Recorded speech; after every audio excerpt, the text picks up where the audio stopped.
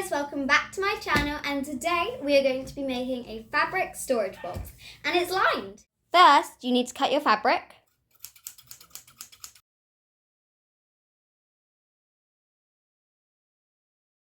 I tried to save myself some time and folded it up, and when I opened it, it left a huge gap. Don't do this. Okay, so now we've got all of the fabrics pressed.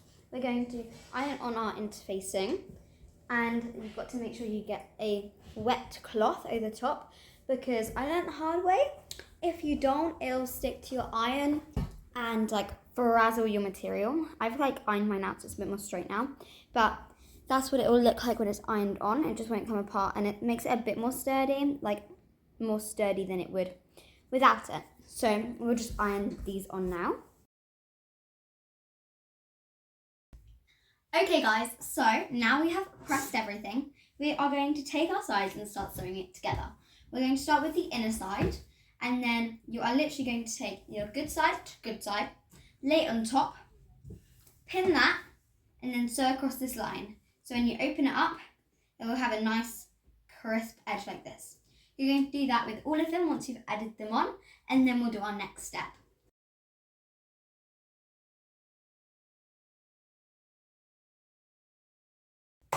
Okay, perfect. So now we've got that all sewed together. You're going to take your two sides, your pieces, and fold it inwards.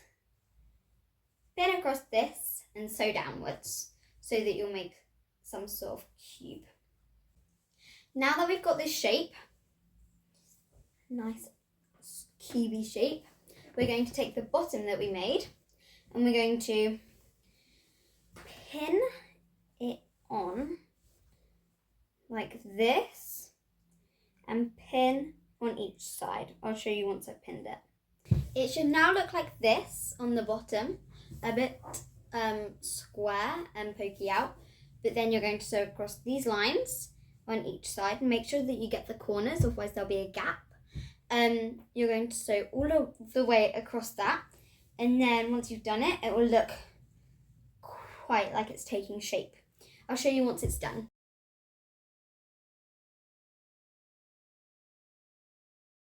Okay, so I'm super happy with that. This is what it looks like at the moment. So this is my inside lining. And then next step is that you're going to do the exact same thing, but with your outside colours, and then you're going to turn it inside out, and then we'll move on to the next step. So let's both do that now. Okay, so this side definitely went a lot neater. It was a lot easier to do. It felt just a lot better, and I think it's a lot cleaner than this one, because this was a lot thicker of a fabric. So definitely, if you're new to this, go for a thick fabric on both sides. But now we're going to turn our outside lining inside out. So you're just going to pull it through.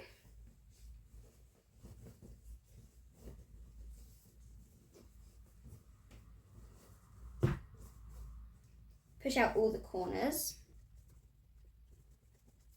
And then you're going to put your inside lining inside and line up all the corners.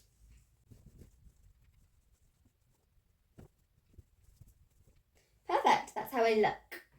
Let's move on to the next step. Now you want to stay stitch these in, and be careful to make sure these seams are aligned. Take off your arm to make this easier.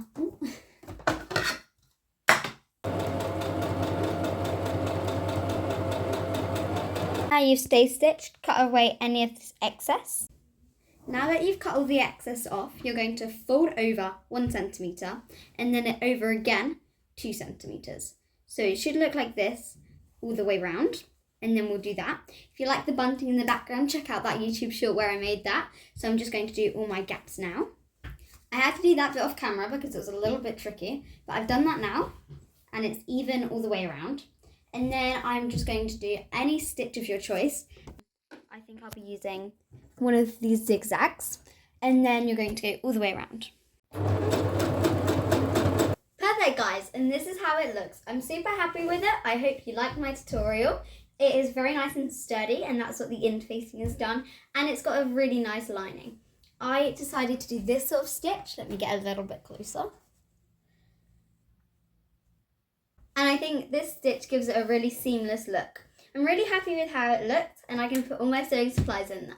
If you liked my tutorial, please like and subscribe. Bye!